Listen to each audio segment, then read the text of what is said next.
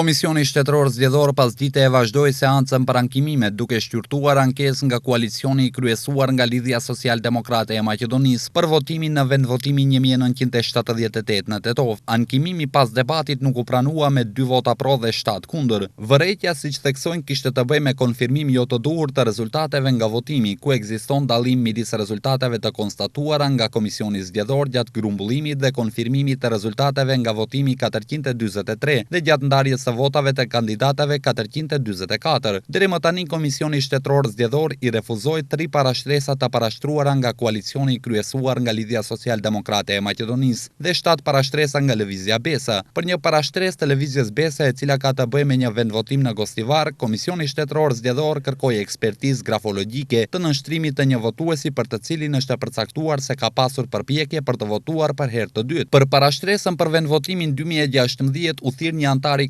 Këshillit Zgjedhor, por me kërkesë të Komisionit Shtetëror Zgjedhor. Nesër në seancë duhet të vinë edhe antarët e tjerë të Këshillit Zgjedhor me qëllim që ta konfirmojnë procesverbalin zgjedhor. Para hapësirave të Komisionit Shtetëror Zgjedhor edhe sot u grumbulluan qytetarë të cilët protestojnë për, siç theksojnë, të pengojnë që të ndërhyet vullneti i shumicës së votuesve. Ndërkohë nënshkrimi nuk është i Fatime Sulejmani, ka vërtetuar eksperti që është angazhuar nga Komisioni Shtetëror Zgjedhor. Komisioni Shtetëror Zgjedhor dje ka kërkuar që të bëhet analizë, pasi që Lëvizja Besa thoshte se kur ajo ka shkuar që të votoj, ka parë se dikush tjetër ka votuar në emrin e saj, për shkak të së cilës vendvotimi nuk i ka lejuar që të realizojë të drejtën e votës. Këtë gjë para pak kohësh e tha kryetari i Komisionit Shtetëror Zgjedhor, Aleksandar Qiçakovski. Analiza grafologjike ka treguar se nënshkrimi nuk është autentik, deklaroi Qiçakovski.